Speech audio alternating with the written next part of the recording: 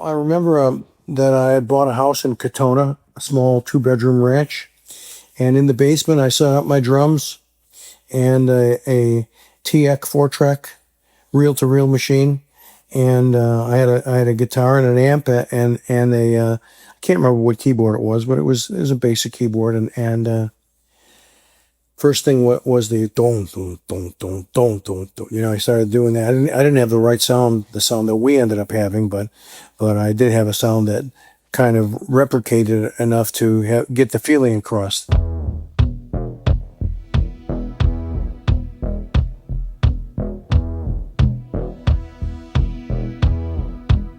Standing in the rain with his head hung low, couldn't get a ticket, it was a sold-out show. Heard the roar of the crowd, he could picture the scene, put his ear to the wall, then like a distant scream. And then I started singing the melody and working on the words, and I had the foot pedal, the drum hitting it in time, and I remember when it got to it took one guitar, and then the psh. It took me 2 days to find the right chord on the guitar because I'm not a guitar player, But when I found it, I let it rip. And basically, I called my friend Bruce Turgan, who's been playing in my bands for years, and he put the bass part on for me, and we went in to see Mick and some of the other guys in the band when we were gathering material for 404.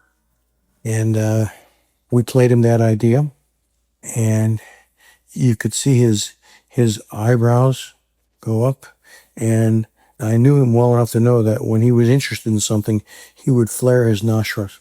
They go, and I saw that go, and I didn't say anything, but I thought to myself, whoa, whether he says anything or not, he's interested.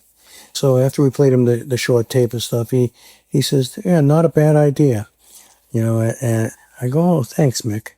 And so by the time Bruce and I had done the demos, he did the keyboards, the bass, and the guitar. So it sounded pretty powerful when we played it to Mick and the rest of the guys in the band. And so Mick was desperately trying to find the chords. And Mick is great at chords, maybe the best rhythm chordist that I've ever worked with. But he couldn't quite figure out what Bruce was doing, and Bruce showed him until when Mick found it out, he started laying into it, and the smile on his face was so big, and Bruce had a big smile too because Mick got it right, And then we made a very rough tape of just the chorus. We went from the bridge to the chorus, and we were like, that's it, He played me the idea, and I expanded on it a little bit, and we were both kind of dancing around in our little workroom, and then we showed it to the band, and they flipped. We kind of knew from that point on that was going to be a big song for us. He heard one guitar.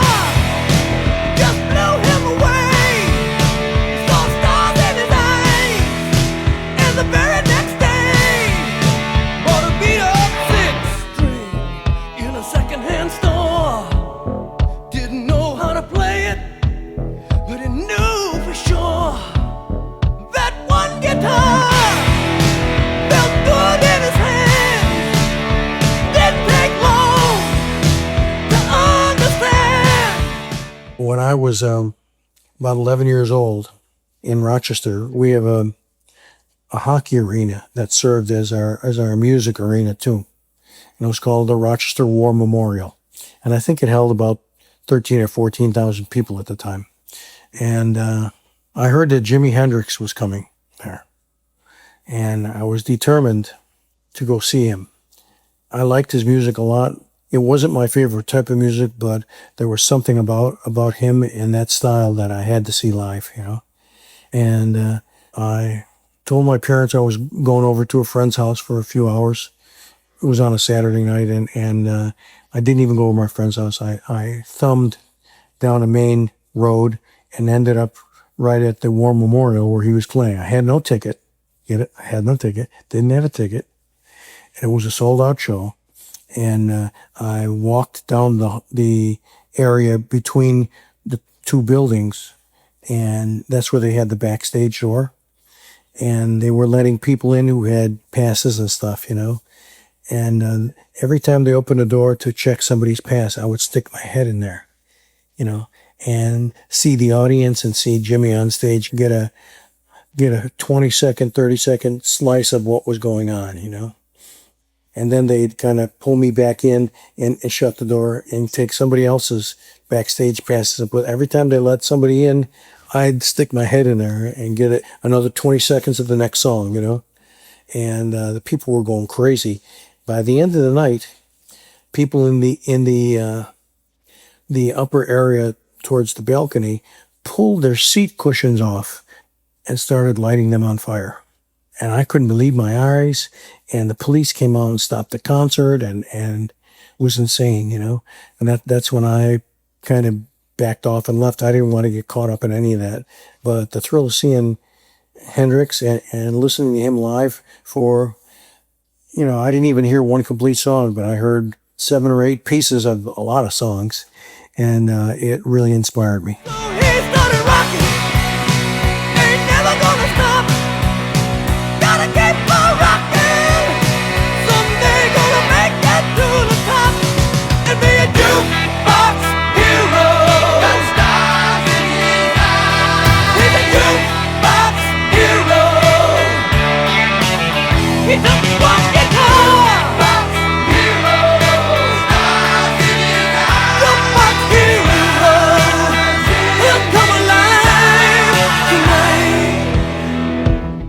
In 1965, I heard that the Rolling Stones were coming to Rochester, which was outrageous because, you know, no one ever thought that they would come to a second-tier city like Rochester when they were playing all the big, big cities, you know.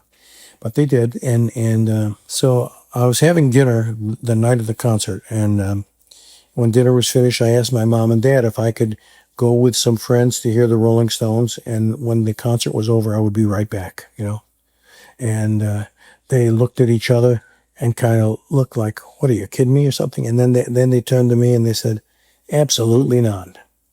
You know, I says, "But Dad," I says, "that's an awesome band." I said, "I may never have a chance to hear them again." You know, he says, "Louis, if you were a little older and you were a little more responsible, you know, you could go with some friends of that age. But at 15 years old," he says, there's too much going on there that could end up getting you hurt or in a lot of trouble.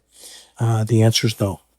And I pulled my chair back from the table and I says, "That sucks," you know. And I stomped off to my bedroom and talking to myself and shouting, you know, what a bum deal that is and stuff. I got out to my bedroom and started changing into my jeans and my Madras shirt and a black denim jacket. So when I was all dressed and stuff, I had a little bit of money in my pocket, you know, and I started breathing real slow and deep. And I opened my bedroom door, and it was in September, so it was still a little warm out. So the front door wasn't closed, the front door was open, and just the screen door was latched. So I ran down the stairs, ran towards the front door, hit the screen door. The door slid open and hit the back of the house and slammed again. And I was running down my street towards a main street that would lead to the War Memorial. And as I was almost down to the end of the street, I heard, "Louis, I'm gonna kill you." And I knew it was my dad, and I started laughing. And then I stopped laughing because I believed he meant it. You know? So I was a little worried, but I didn't stop. And when I got to Spencerport Road, I stuck my thumb out, and the first car that went by picked me up, and it was about 3 or 4 other kids going to the concert. I had a friend, a lady friend, who was very cute and had her blonde hair cut just like Brian Jones. So I got to the concert, I met that cute girl and 3 or 4 of her friends, and they had the tickets, and we went in, and we started to enjoy the concert. You know, it was rowdy. It was rowdy, but it was rowdy like any Stones concert would be, you know, because Jagger was inciting the audience, and the kids just ate it up. So all of a sudden, the chief of police walked up and took Jagger's mic off the stand and started walking up to the front of the stage. He said, "You know," he says, "it was not easy to get the Stones to come here, but we did it. We got them to come here, and the place is sold out, and they're playing all the hits. Isn't it what you guys wanted? And they're all going, yeah. He says, then why are you acting like little school kids? He says, this is a momentous occasion for Rochester, New York. He says, and you're blowing it. He says, throwing things and screaming and shouting through their song, not when it's done, through the song. He says, I'm so disappointed in you, I don't know what to say. And then he says, well, I do know what to say. This concert's over. And he put Jagger's mic back on the stand, and the concert was over. All the lights went on. The road crew started tearing down the equipment and stuff. And you could see Jagger and the Stones pissed off, in the back of the stage, and then they left for the dressing room. So this Brian Jones' little girl, her name was Kathy Evans, and we went for the side door that led out into that alleyway, and that's where the Stones had their limo waiting. So there are about 15 or 20 other fans out there and security.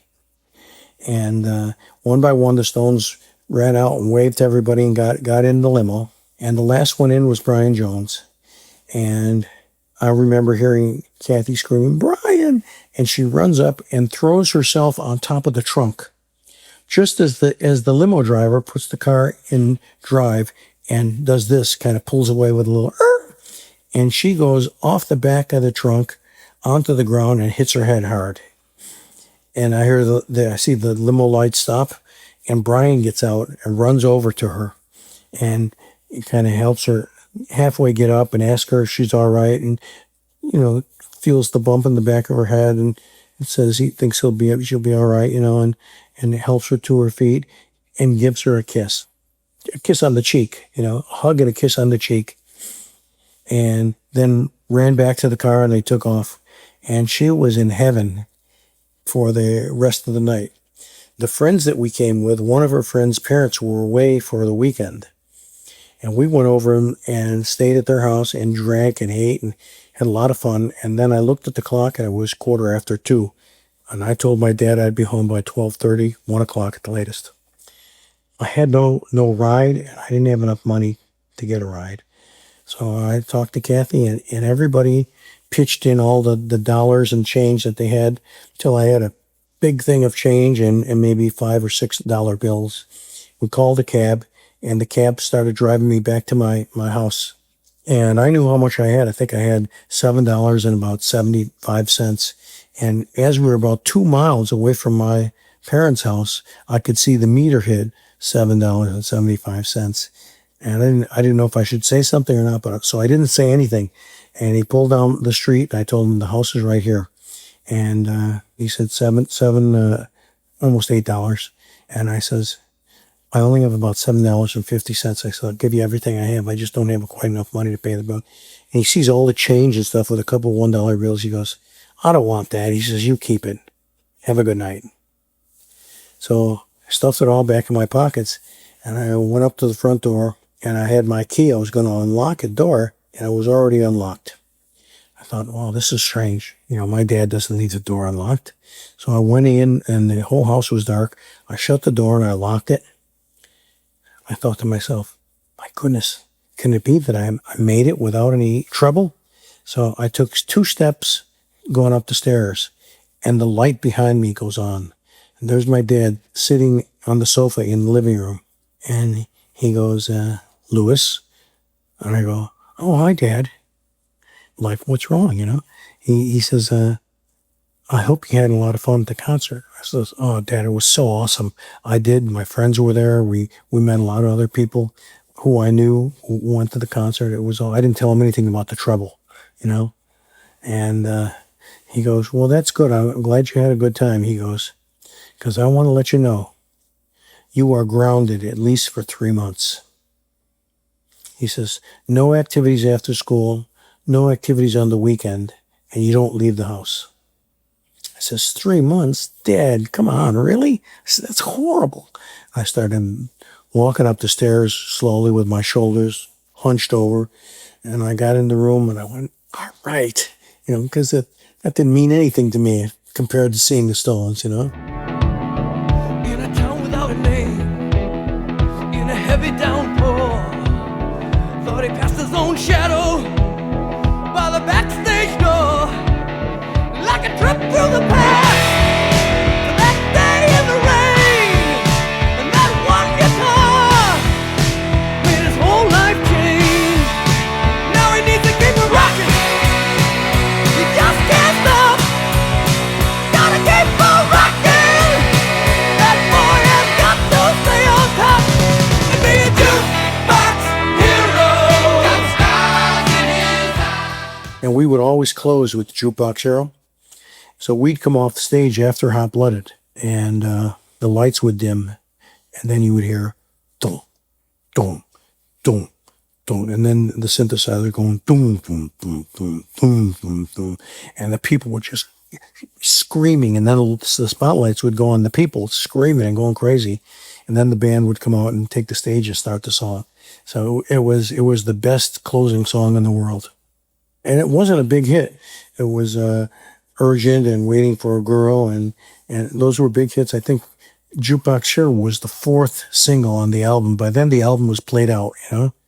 I mean, album radio played the song like crazy, you know, got a lot of plays, a lot of sales on its own from album radio. But when they finally put it as a single in top 40 radio, so many people had heard it already that it wasn't a big hit on singles radio. But I didn't care. I knew it was a big hit, and it still is a classic today.